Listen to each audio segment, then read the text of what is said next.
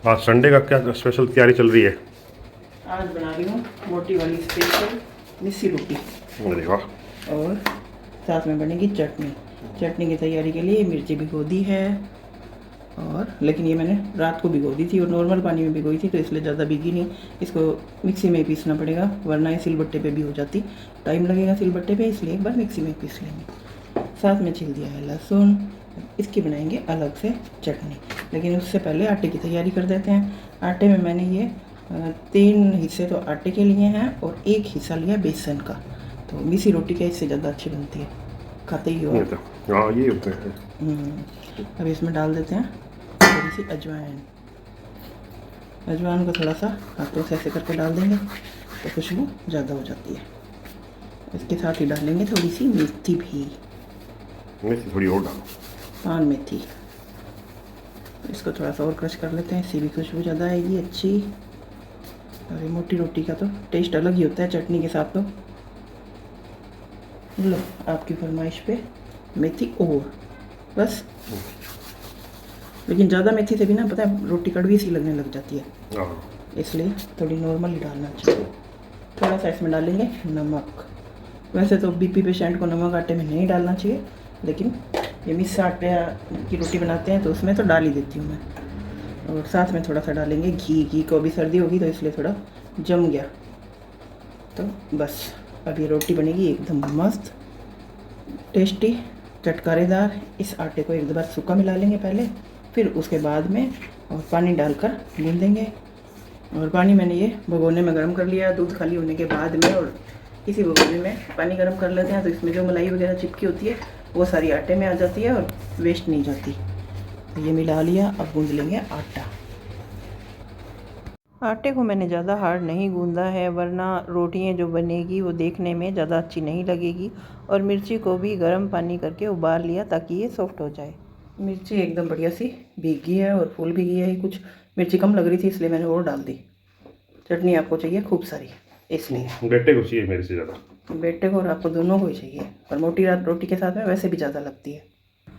अब इस मिर्ची को शिफ्ट कर रही हूँ मैं मिक्सर में। वैसे तो सिल लोडा पे पीसे ना तो ज़्यादा टेस्ट आता है, लेकिन अब सुबह सुबह इतना ज़्यादा टाइम भी नहीं होता, तो इसलिए एक दिन बाद फिर इसको पत्थर वाली कुंडी में गोटे से बनाएंगे।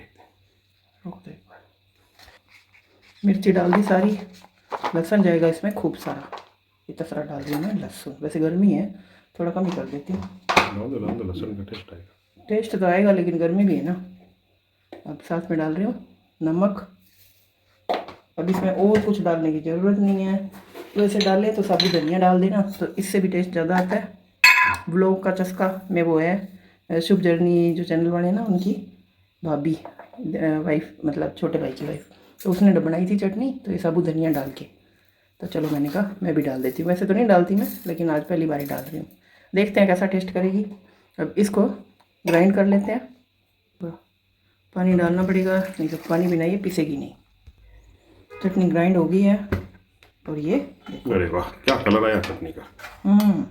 कच्ची जब लाल मिर्च की पीसते हैं ना तो चटनी मस्त पिसी जाती है। अब इसको जब मक्खन डाल के खाएंगे ना तो स्वाद देखना, चटकारे लगाते रह जाओगे। तो इसको अगर घी में बेटा नहीं खाता, इसलिए इसको घी में चमक दूंगी।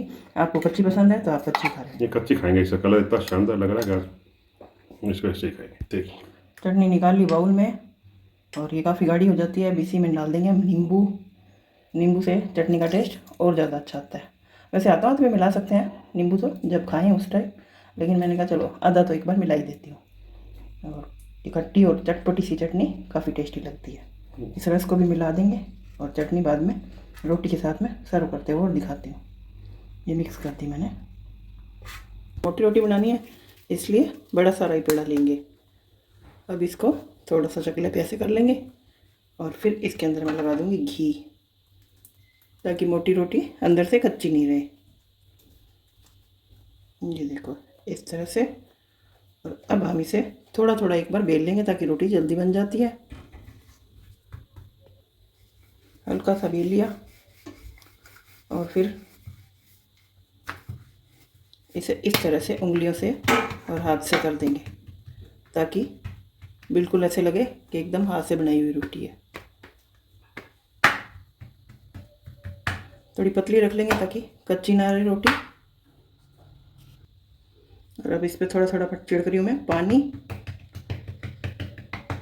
ये छिड़क दिया पानी। तवा पहले से गर्म कर लिया और इसके ऊपर डाल देते हैं रोटी। कॉर्नर थोड़े से मुड़ गए, सही कर देते हैं। अब इसे सीखने दूँगी। गैस की फ्लेम मीडियम टू लो ही रखेंगे, ज़्यादा कच्ची रह जाएगी रोटी अगर फुल फ्लेम हुई तो। अब इसे उल्टा तवा करके और इस तरह से सेक लेंगे। कॉर्नर से कच्ची रह जाती है रोटी, इसलिए इस तरह से सेकने से आसान हो जाती है। और जो हमने घी डाला है उससे ये देखिए क्रैक होके रोटी और घी बाहर निकलना भी शुरू हो गया है, तो अंदर से एकदम कच्ची नहीं रहेगी, अच्छी सी सीख जाएगी। उतार रही हूँ, तवे से उतार ली इस रोटी को। वो और सेक लेते हैं एक बार चिमटे से इस तरह से। खाना तैयार हो गया। ये रोटी देखो कितनी बढ़िया सी बन गई है, एकदम चूल्हे जैसी बना दी है मैंने, एकदम अकरी अकरी। अब इस पे डाल देती हूँ पहले मैं चटनी। टेस्टी सी चटनी है, चटकारेदार। ये है मक्खन, मेरा घर का तैयार किया हुआ, फ्रिज में रख दिया था, थोड़ा हार्ड हो गया है। मोटी रोटी के साथ मक्खन ज़्यादा अच्छा लगता है। हाँ जी। और साथ में रख देते हैं इसमें प्याज। साथ में डाल देती हूँ दही।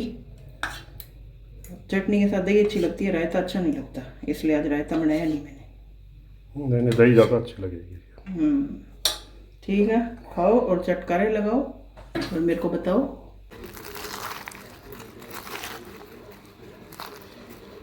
आवाज़ सुनकर आपको पता लग ही गया होगा कि ये रोटी कितनी टेस्टी लगती होगी, क्योंकि जो देखने से लग रही है तो खाने में भी इतनी टेस्टी है। मक्खन और चटनी इसके अंदर ये इस तरह से सर्व करते हैं तो भर जाती है।